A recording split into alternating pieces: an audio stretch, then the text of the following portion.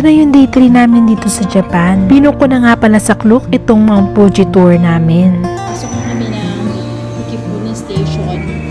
Papunta kami ng Tokyo Station. Dito sa Japan, train talaga ang means of transportation. At kapag tourist ka dito, gamit na gamit ang Google Maps or Apple Maps. Nakadetalya na lahat dyan yung pupuntahan mo.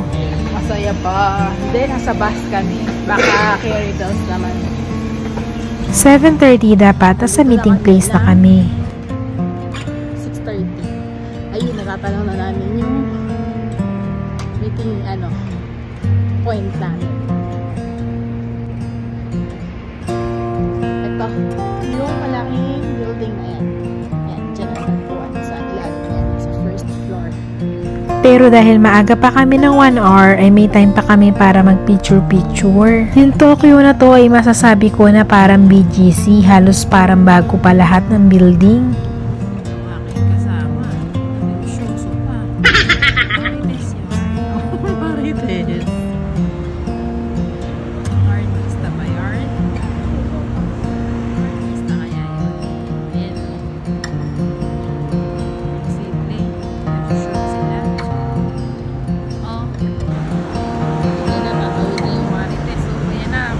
Marites. Ayan ako, Marites yarn. Oh, dinaig pa ako yo. Nasa Japan na eh. Kumagana pa yung pagka-Marites yan. Ano pala mo, sir? Oo, kinamay mo. Hindi namin kilala, pero malamang artista or singer. Artist. By 8 o'clock in the morning ay nakasakay na kami sa bus. Kompleto na kaya makakaalis na kami papunta sa Mount Fuji. 2.5 hours nga din pala ang biyahe. Bukod doon ay may mga shrine pa kami na pupuntahan. Si Mr. Jimmy Lee ng aming tourist guide, kumanta pa nga siya that every time na pupunta siya sa Mount Fuji ay talagang kumakanta siya para hindi daw ito mag-rap. Shiko Yama o mi oroshite.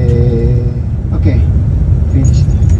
Abot tanaw na nga namin lahat si Mount Fuji at ang una naming pupuntahan ay ang Uishi Park, a must-visit destination in Yamanashi Prefecture. Uishi Park. Ito, yan yung nakikita ko sa picture, oh. Parang mga rambutan.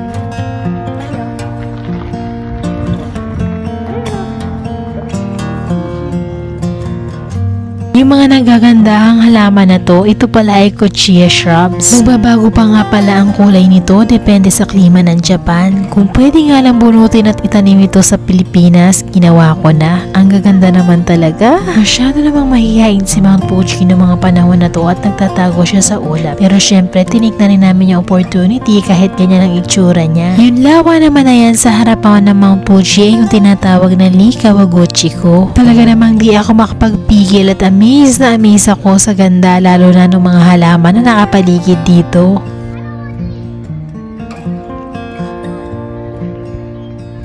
Ayan na, nawawala na yung ulap pero malapit na kami umalis. Syempre may time limit. Matagal naman, 50 minutes. Hindi na masama mag-picture. So yung green na yun, magiging red din yan. Ganun ba yun? Kung ating babalikan ang kasaysayan, si Mount Fuji nga pala ang tallest mountain in Japan. Yung next destination namin ay yung Lawson Convenience Store kung saan kitang-kita rin si Mount Fuji. And then, ang next destination naman ay yung mga river or yung Oshinohakai na sinasabing clear water talaga. Yung mga tubig daw nito ay nagmula sa meltwater from Mount Fuji. Bago pa nga namin marating yun ay tuwang-tuwa na ako sa mga nakatanim na halaman dito. Ang bumunga agad sa amin ay yung mga pagkain kaya sabi namin tara, itry na natin to. Syempre, laging kasama sa listahan ang Japanese beef. Ang nakakatuwa kasi rito ay ang lambot-lambot na mga beef nila. Sobrang dami naman ding choices, lumakad-lakad ka lang. Pinagpaliban na nga namin yung grilled squid kasi baka mangamoy kami pero tinry ulit namin yung takoyaki nila. Ang takoyaki nila dito ay luto yung labas pero yung loob ay malambot. Syempre, i-expect mo na medyo may kamahalan talaga ang mga pagkain dito. Pero sa lasa, hindi ka talaga mabibigo. Sa halip nga na maglakad-lakad sa mga river ay inuna talaga namin kumain, no? Japanese beef.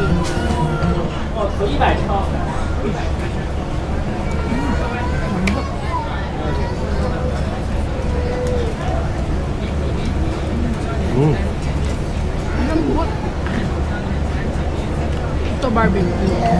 Kung mahilig ka sa beef ay bagay na bagay ka sa Japan. Dito nga ay madalas na makikita mo ay Wagyu, Japanese beef, yakiniku. Pero syempre dapat handa rin ang bulsa kapag gusto mong kumain ng mga ganito dahil madalas ay may mga presyo sila. Nabusog na kami at halos maubos na rin yata namin yung oras kaya naglakad-lakad na kami papunta sa mga river. Grabe naman talaga at napakalinaw ng mga tubig. Minsan nga iba-iba pa ang kulay. Merong mga color green, color blue. Sino ba namang di hahanga sa ganda at sa linis ng Japan? Dahil na rin sa mga self-discipline ay talagang sumusunod sila sa mga rules. Mapapasana all ka na lang talaga. World Heritage.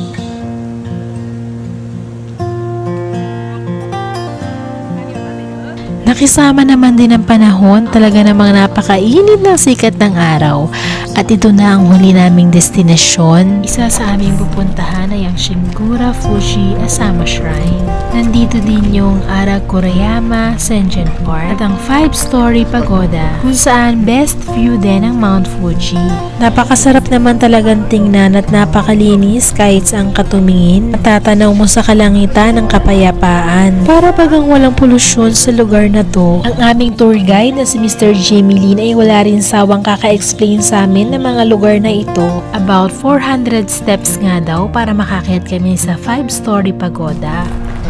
Oh! Walang yak. Puro kalokohan nga si Mr. Cruz at gusto na nga lang daw niyang magpapasan. Tingnan nyo naman at parang ayaw na niyang umakyat sa itaas. Ang sabi nga niya ay mauna na akong lumakad at susunod na lang siya. Kung mapapansin nyo nga ay unti-unti na kaming nagkakalayo. Hanapin nyo kung nasaan siya. Dahil ito na ang last destination ay mahaba naman ang oras namin dito.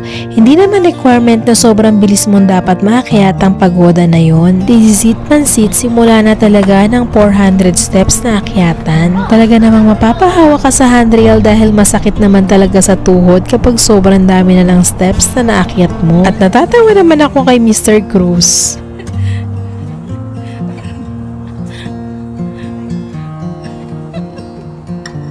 Pagod na pagod yarn, pero konti na lang nandito na ako sa taas kaya makakarating na rin siya dito. Basic. Baka magtaog ka dyan. Sige, pagoda. Pagoda lang. May pagoda daw dito, guys. Akala ko nakita na niya. Ako. Sarili daw niya pagoda na. Pagoda. Kaya pala pagoda tawag eh. Kinakapag. Takting niya. 398 steps. Ano na? Kaya pa. Kaya. Dito na kami sa tuktok. Yung pagoda. Pero meron pa.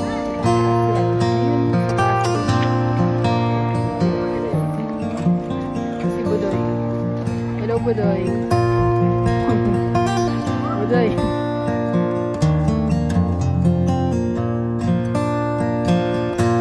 Hindi ko na nakuha mag-picture sa 5-story pagoda dahil masyado yung sikat ng araw, parang nakakahilo na. At talagang papawi ng pagod mo dito ay yung ganda ng nature, yung ganda ng kapaligiran, yung maraming puno at syempre may hangin din naman. Ano ba naman lumakad ni Budoy? Sa halip na maghagdan pababa ay dito na lang kami daraan.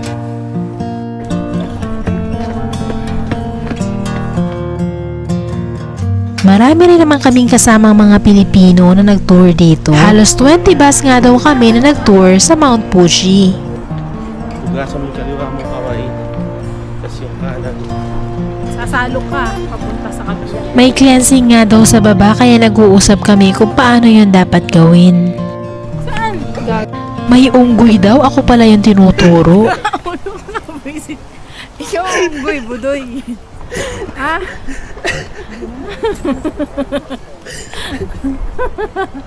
Wisit ka, Budoy ka. Kanina malaglag kami. Ngayon dito naman. Malaglag ka dyan. Lampa ka pa naman. At pagkababa nga namin dito ay tumuloy na kami sa pag-cleanse.